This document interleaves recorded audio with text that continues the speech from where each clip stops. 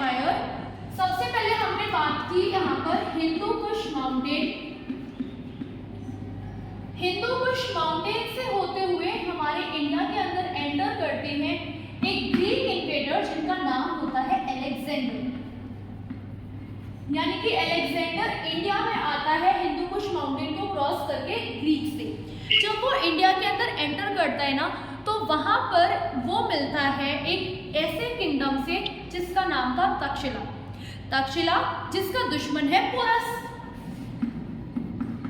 Takshashila and porous आपस में दुश्मन हैं। तो ये दोनों दुश्मन थे।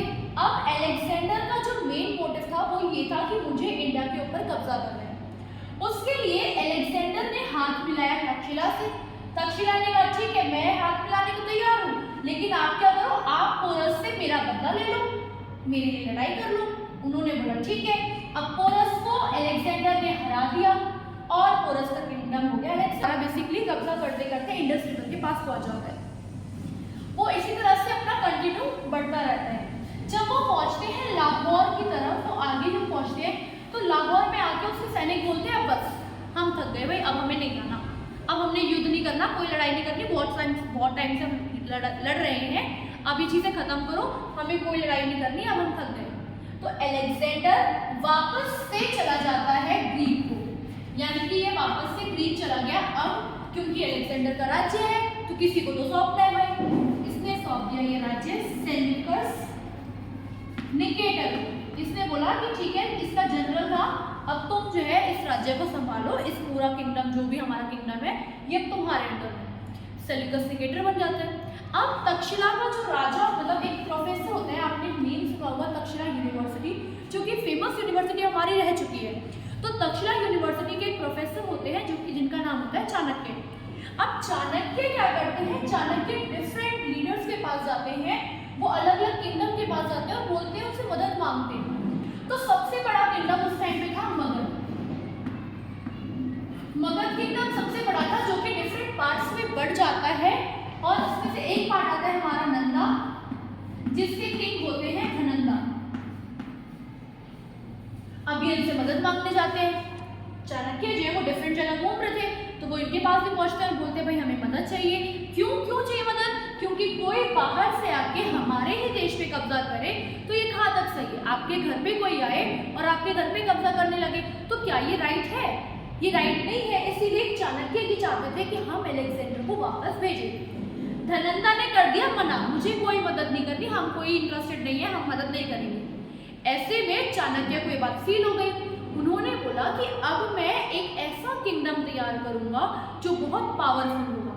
इसीलिए उन्होंने, चाणक्य ने अपने एक डिसिपल को, यानी कि अपने शिष्य को, जिनका नाम था चंद्रगुप्त मौर्य, इनको तैयार किया।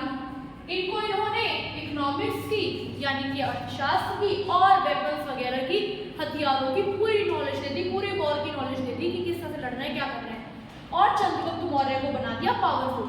अब चंद्रगुप्त मौर्य बन गए पावरफुल।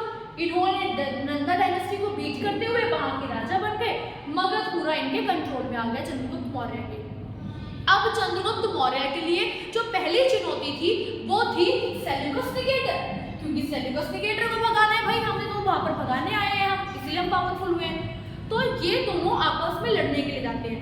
जब ये लड़ते हैं ना, तो इनको पता चलता है कि नहीं यार, लड़ने से कोई सॉल्यूशन नहीं निकलना है, इससे अच्छा हम काम करते हैं, हम आपस में ना समझौता कर लेते हैं शांति बनाने के लिए।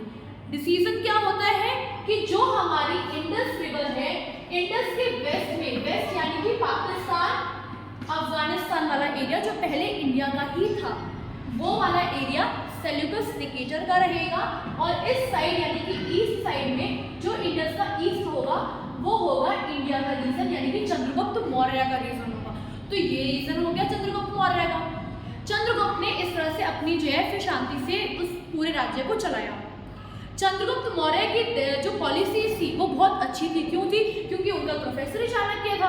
भाई चाणक्य, उनके पास पूरी नॉलेज है, उनके पास एजुकेशन है, उनके पास इकोनॉमिक्स की नॉलेज है, उनके पास एज वेल एज वेपन्स की नॉलेज है, वॉर की नॉलेज है। तो एक कंट्री हमारी तभी चल पाएगी ना जब हमारी प्रोटेक्शन होगी, सिक्योरिटी होगी। सिक्योरिटी की नॉलेज दे दी इकोनॉमिक्स ने, हमारे चाणक्य ने। हमारी कंट्री को किस तरह से चलाना है, कौन कौन सी पॉलिसी अपनानी है, ये पॉलिसी भी हमारी थे भाई चाणक्य ने। तो उनकी जो स्मूथ कंट्री की फंक्शनिंग थी, उनका जो राज्य था, किंगडम था, उसकी फंक्शनिंग ढंग से चल रही थी। अब उसके बाद आते हैं बिंदुसार, जो कि चंद्रगुप्त मौर्य के ही बेटे होते हैं। चंद्रगुप्त मौर्य के बेटे अपने ही पिता की तरह वैसे ही पूरी पॉलिसीज लेकर वर्क करते हैं। लेकिन एक चीज होती है कि जब मगध बढ़ता है ना, तो मगध का एक पार्ट जिसको उड़ीसा कहते हैं आज के टाइम में, वो पहले था हमारा कलिंगा। अब ये कलिंगा जो है ना, ये ऑक्यूपाई ही नहीं हो पाया था, ना ही चंद्रगुप्त मौर्य से ना ही बिंदुसार से, यानी कि दोनों ने उसको ऑक्यूपाई नहीं किया, इसको फ्री रखा। अब उन्होंने क्या किया, बिंदुसार के बेटे आते हैं अशोका। आपने नाम सुना होगा अशोका द ग्रेट एम्परर। तो अशोका आते हैं और अशोका उस कलिंगा पे भी कब्जा करते हैं, उसके लिए वो लड़ाई लड़ते हैं। अब बात की जाती है इस पूरे मगध जो डायनेस्टी, हमारी जो मौर्यन डायनेस्टी हमारी स्टैब्लिश हुई चंद्रगुप्त मौर्य की वजह से, इस डायनेस्टी का कैपिटल कौन था, यानी कि इसकी राजधानी कहाँ पर थी? तो इसकी राजधानी थी हमारी पाटलिपुत्र में, जिसको हम आज के टाइम में पटना के नाम से जानते हैं, जिस मॉडर्न डे पटना में इनकी राजधानी थी। अब जब अशोका और कलिंगा के बीच में वॉर चल रही थी, लड़ाई चल रही थी, तो अशोका लड़ाई खत्म हो जाती है, अशोका जीत जाते हैं क्योंकि वो पावरफुल होते हैं, वो जीत गए। अब उनको ये बात पता चलती है कि जब वो वहाँ पर जाते हैं उस एरिया में जहाँ पर लड़ाई चल रही थी, उन्होंने ये फेस किया कि कई लाखों लोग मरे हैं वहाँ पर। तो अशोका के माइंड पे ये चीज़ इफेक्ट करती है कि भाई हमारी वजह से, इस युद्ध की वजह से, इस राज्य को ऑक्यूपाई करने की वजह से हमने कितने लाखों लोगों की जान गंवा दी। तो अब अशोका मन में ठानते हैं कि आज के बाद मैं। अशोका ने धम्मा की पॉलिसी अपनाई और उसके अंदर उन्होंने कुछ बातें कही। तो अब उन बातों के अंदर क्या था, यानी कि अशोका की जो धम्मा पॉलिसी थी उसके क्या फीचर्स थे, हम उसको देखते हैं। तो हमारा फर्स्ट फीचर कहता है बी काइंड टू एवरीवन, यानी कि सिर्फ इंसान के साथ नहीं, मुझे जानवरों के साथ भी काइंड रहना है। हमें सारे रिलीजन को इक्वल इंपॉर्टेंस देनी है, सारे लोगों को इक्वल इंपॉर्टेंस देनी है। हमें कभी भी ना नॉन वायलेंस नहीं करना, यानी कि अहिंसा नहीं करनी, हमें शांति से रहना है, ठीक है। सॉरी, मतलब मुझे वायलेंस नहीं करना, नॉन वायलेंस के साथ रहना है, शांति से रहना है, हमें कोई लड़ाई झगड़ा नहीं होना चाहिए। अब राजा है अशोका, खुद तो जाएंगे नहीं ये बात मैसेज पहुँचाने के लिए, तो वो क्या करते थे, वो ना कुछ मैसेंजर भेजते थे, और उन मैसेंजर्स को हम कहते थे महामतार।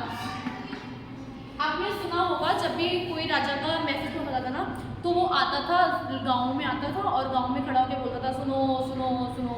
तो उस टाइप से जो मैसेंजर पहुंचा रहे हैं ना, जो अशोका के मैसेज को पहुंचा रहे हैं, धम्मा की जो पॉलिसीज को बता रहे हैं, उन्हें हम कहते थे धम्मा महामतास। ये क्वेश्चन आपका पेपर में पूछा जाता है, या फिर आपके लिए इंपॉर्टेंट भी है कि धम्मा महामतास किसे कहते हैं। तो जो मैसेंजर होते हैं, जो हमारा मैसेज पहुंचा रहे थे, अशोका का मैसेज पहुंचा रहे थे आम जनता तक, हमने उन्हें धम्मा महामतास कहा था। इसके अलावा बात की जाए तो अशोका ने इन सब चीज़ों को देखते हुए अपना रिलीजन चेंज किया, और उनको एक धर्म जिसने इंस्पायर किया वो था बुद्धिज्म, जो कि हमने लास्ट चैप्टर में पढ़ा था। तो बुद्धिज्म से वो इंस्पायर होते हैं और वो अपना रिलीजन चेंज करके बुद्धिज्म अपना लेते हैं, यानी कि वो अपना बुद्ध धर्म अपना लेते हैं। आज हम इतना ही कर रहे हैं।